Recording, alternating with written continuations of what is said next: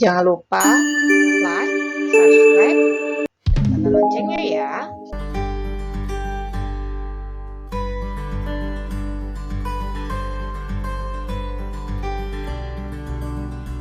Kita masukin materi yang kedua mengenai persamaan dasar akuntansi bank. Rumus persamaan dasar akuntansi bank itu saya buat menjadi 3. Yang pertama, aktiva bank sama dengan kewajiban bank ditambah modal bank. Yang kedua adalah aktiva sama dengan kewajiban ditambah modal bank ditambah pendapatan dikurangi dengan biaya-biaya. Yang ketiga adalah aktiva ditambah biaya ditambah sama dengan kewajiban ditambah modal bank ditambah pendapatan. Nah, ini adalah rumus dasar daripada akuntansi bank. Nah, jenis akunnya itu adalah kita harus lihat dulu mekanisme debit dan kredit. Kalian harus hafal dulu mekanismenya. Itu ada saya buatkan di sini ada 6 kategori. Ada aktiva, ada kewajiban, ada modal, ada pendapatan, ada beban. Nah, aktiva saldo normalnya itu pastilah di debit. Apabila terjadi penambahan, maka aktiva akan bertambah di sebelah debit dan berkurang di sebelah kredit. Sama dengan kewajiban. Kewajiban, modal maupun pendapatan itu dia saldo normalnya adalah di kredit. Apabila terjadi penambahan itu di kredit, terjadi pengurangan itu di debit. Beban itu saldo normalnya di debit, apabila terjadi penambahan di debit, pengurangan di kredit. Inilah salah satu mekanisme debit dan kredit yang harus pertama kali kalian yakinin dan kalian pahamin. Kalau kalian tidak yakin dan tidak paham, maka tidak akan bisa persamaan rumus daripada persamaan dasar akuntansi bank tersebut. Nah, di sini saya ilustrasikan ada 7 ilustrasi mengenai akuntansi bank itu seperti apa sih persamaannya gitu. Yang pertama adalah Tuan Kinan mendirikan bank dengan nama Bank Al-Fatih. Kinan menanamkan modalnya sebesar 100 miliar yang disetor secara tunai pada Bank Al-Fatih. Nah, di sini akan mempengaruhi kasnya bertambah sebesar 100 miliar dan modalnya bertambah 100 miliar. Nah, ini mempengaruhi karena sama-sama menanamkan modal. Nah, kita lihat ilustrasi yang kedua. Untuk memperlancar operasi bank, Bank Al-Fatih membeli kendaraan sebesar 400 juta secara tunai. Nah, kalau seandainya kita membeli kendaraan, apa yang menguranginya? Menguranginya itu pasti uang kas kan? Maka persamaan dasar akuntansinya itu adalah kasnya berkurang 400 juta dan apa yang bertambah tadi kan membeli kendaraan. Ini kita ilustrasikan mobilnya bertambah 400 juta. Oke. Nah, ilustrasi yang ketiga, diterima tunai untuk pembukaan rekening tabungan atas nama Anita 100 juta. Kalau kita menerima uang tunai, itu otomatis akan menambah uang kas. Dan yang bertambah apa lagi? Pastilah tabungan. Berarti kasnya bertambah 100 juta, tabungan juga bertambah 100 juta. Oke, kita masuk ilustrasi yang keempat. Diterima tunai 500 juta untuk pembukaan rekening deposito berjangka atas nama Kenji.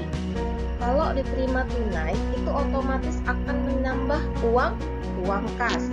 Berarti kasnya bertambah 500 juta, deposito bertambah 500 juta.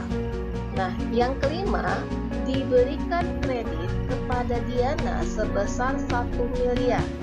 Hari ini direalisasikan dan langsung dikreditkan ke rekening giro Diana sebesar 900 juta. Itu rekening gironya ya, 900 juta, terus tunainya 100 juta. Jadi kredit yang diberikan itu sebesar berapa? 1 miliar ya kredit yang diberikan. Terus berkurang itu sebesar 100 juta. Karena apa? Karena bank itu mengeluarkan uang untuk Diana. Jadi uangnya itu berkurang 100 juta karena dilakukan secara tunai dan kredit yang diberikan adalah 1 juta. Jadi di posisi sebelah kanan itu ada giro. Gironya bertambah 900 juta. Oke. Ilustrasi yang keenam. Reza membuka rekening giro dengan setoran perdana 200 juta tunai. Kalau tunai berarti akan menambah uang kas 200 juta. Dan giro juga bertambah 200 juta. Ilustrasi yang ketujuh, Lestari menarik tabungan senilai 10 juta.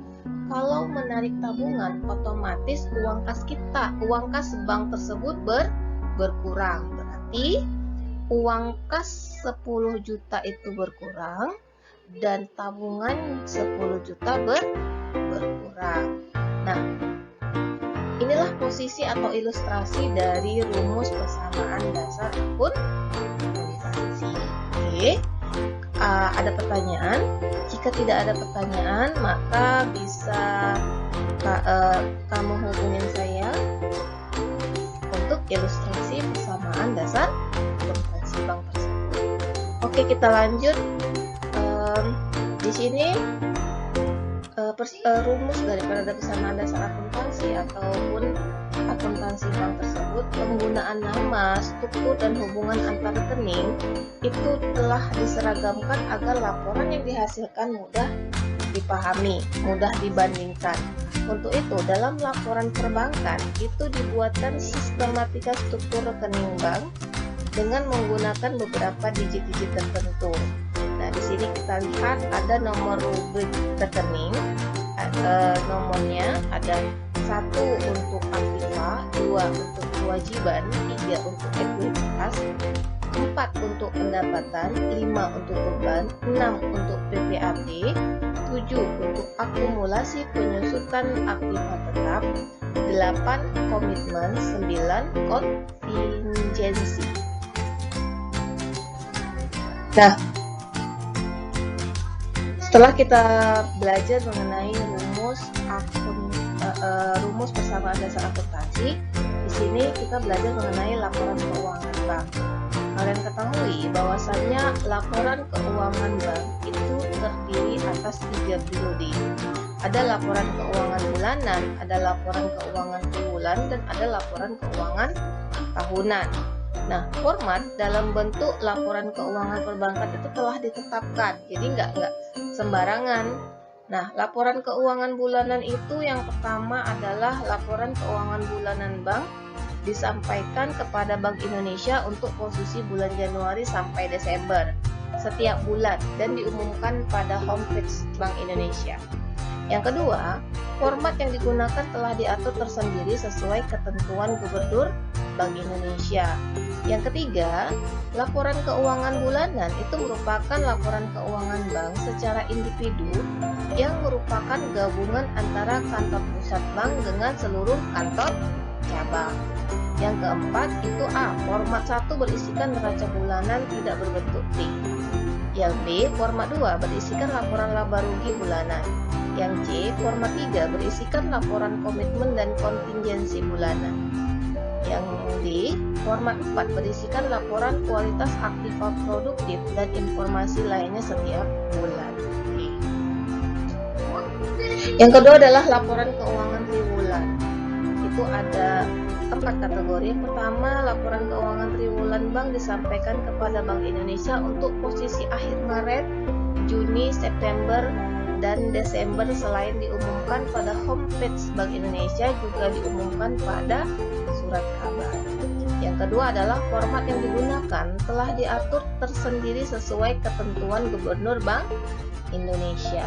Yang ketiga, laporan keuangan triwulan merupakan laporan keuangan bank secara individu yang merupakan gabungan antara kantor pusat bank dengan seluruh kantor cabang.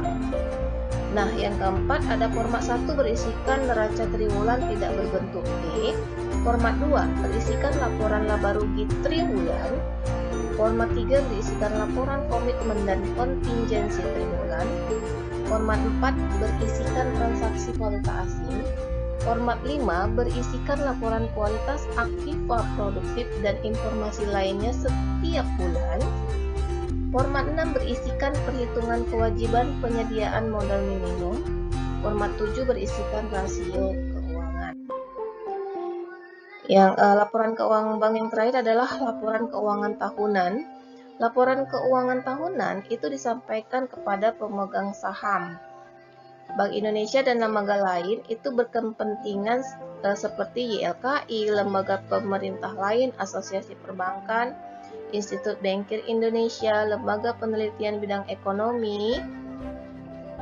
Selain diumumkan pada homepage Bank Indonesia, juga diumumkan pada surat kabar. Yang kedua adalah format yang digunakan telah diatur tersendiri sesuai ketentuan Gubernur Bank Indonesia. Laporan keuangan triwulan merupakan laporan keuangan bank secara individu yang merupakan gabungan antara kantor pusat bank dengan seluruh kantor cabang. Nah, inilah dia laporan-laporan keuangan yang harus kalian ketahui. Ada format 1 berisikan neraca tahunan, ada format 2 berisikan laporan laba rugi, format 3 berisikan laporan komitmen dan kontingensi, format 4 berisikan transaksi falas, format 5 berisikan laporan kualitas aktiva produktif, format 6 berisikan perhitungan kewajiban penyediaan modal minimum, format 7 berisikan rasio keuangan, format 8 berisikan laporan pemilik dan pengurus bank. Nah, yang terakhir adalah laporan keuangan tahunan bank. Harus diikuti opini dari akuntan publik. Oke, cukup sekian dan terima detail persamaan dasar akuntansi bank. Nah, untuk kasus yang pertama, di sini Tuan Kinan mendirikan bank dengan nama Bank Al-Fatih. Nah, Tuan Kinan ini adalah menanamkan modalnya sebesar 200 miliar secara tunai ke Bank Al-Fatih, dan Tuan Kinan juga memberikan kendaraan berupa mobil seharga 130 juta dan bangunan untuk kantornya sebesar 500 juta. Maka pencatatannya itu adalah kas bertambah 200 miliar, mobil bertambah 130 juta, bangunan bertambah 500 juta. Itu di posisi aktiva. Nah, di posisi pasiva, yaitu berupa modal, itu bertambah.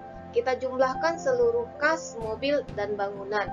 Modalnya adalah 200 miliar 630 juta. Untuk kasus yang kedua, diterima tunai pembukaan rekening tabungan atas nama Mila 20 juta. Jadi sini kasnya bertambah 20 juta, modalnya bertambah 20 juta. Kasus yang ketiga adalah diterima tunai pembukaan rekening giro atas nama Nancy sebesar 120 juta. Maka dicatat kasnya bertambah 120 juta dan giro bertambah 120 juta. Kasus selanjutnya, dibayar gaji karyawan bank untuk 8 orang 35 juta secara tunai. Dibayar, berarti mengurangi kas berkurang 35 juta dan modal berkurang 35 juta. Kasus lain adalah dibayar biaya iklan dan spanduk sebesar 500.000 secara tunai. Jadi pencatatannya, kasnya berkurang 500.000 dan modal berkurang 500.000. Diterima tunai pembukaan rekening deposito atas nama Kenji 350 juta. Apabila diterima, maka akan menambah uang kas sebesar 350 juta dan pembukaan deposito, berarti deposito bertambah 350 juta.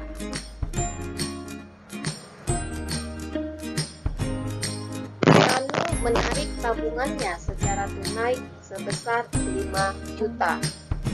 Maka akan mengurangi uang kas sebesar 5 juta dan tabungannya juga berkurang sebesar 5 juta.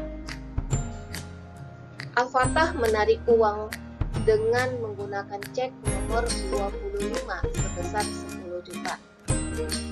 Cek berarti adalah simpanan giro.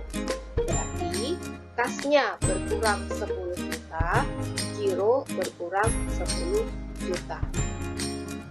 Kasus terakhir, diberikan kredit kepada Kenji sebesar 100 juta dan telah direalisasikan dan langsung dikreditkan ke rekening tabungan 60 juta, ke giro 35 juta, dan sisanya sebesar 5 juta ditarik secara tunai. Nah, kasus ini adalah tadi ditarik secara tunai, berarti akan mengalami uang kas sebesar 5 juta. Nah, kredit yang diberikan 100 juta. Jadi kreditnya bertambah 100 juta, dikurangin uang kas 5 juta, jadi totalnya 95 juta. Nah, kita ambil ke posisi kewajiban. Posisi kewajiban berarti giro, karena dikreditkan ke giro akan menambah giro, simpanan giro 35 juta dan simpanan tabungan 60 juta. Jadi sama-sama antara debit dengan kredit itu sama-sama 95 juta.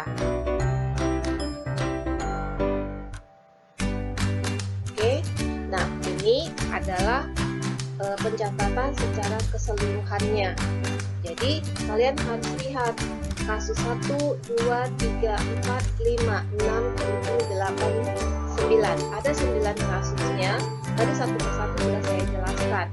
Nah, antara Afifa itu terdiri kas, mobil, bangunan, kredit yang diberikan, sama dengan kewajiban itu ada giro, tabungan, deposito, dan modal. Itu harus sama totalnya, yaitu total Aktiva sebesar 201.164.500.000 dan total Pasifa itu 201.164.500. Jadi dia harus balance. Kalau tidak balance berarti ada pencatatan yang salah. Baik, di sini saya akan memberikan tugas kepada kalian untuk dikerjakan. Yang pertama adalah Bapak Ali membuka sebuah bank dengan membeli gedung sebesar 3 miliar dan uang tunai sebesar 30 miliar. Yang kedua, Bang Abizar membeli peralatan kantor sebesar 35 juta dan membeli sebuah kendaraan sebesar 150 juta secara tunai. Yang ketiga, diterima tunai pembukaan tabungan atas nama Kinan sebesar 30 juta, pembukaan giro atas nama Kenji sebesar 100 juta, dan pembukaan deposito berjangka atas nama Kesha sebesar 40 juta. Kasus yang keempat, Bang Abizar membayar biaya air, listrik, dan telepon sebesar 5 juta. Kasus yang kelima, Bang Abizar membayar gaji karyawan sebesar 50 juta. Kasus yang keenam, Tuan Riza menarik rekening giro sebesar 10 juta dengan cek nomor 345 tunai. Kasus 7, Tuan Kinan menarik tabungan secara tunai sebesar 3 juta. Kasus 8, Bang Abizar menerima komisi atas inkaso PT Adi sebesar 1 juta. Yang ke-9, Bang Manan membuka rekening tabungan sebesar 50 juta. Dan kasus yang terakhir yang ke-10 adalah diberikan kredit kepada Tari sebesar 250 juta yang telah direalisasikan oleh Bank Agizan dan langsung dikreditkan ke rekening Girdhari. Nah, permintaannya adalah buat persamaan dasar akuntansinya. Di sini sudah saya buatkan, yaitu ada nomor, ada di bagian aktiva itu ada kas, ada peralatan, ada gedung, ada kendaraan, ada kredit pendidikan. Di bagian pasifa itu bagian kewajibannya adalah ada giroh, tabungan,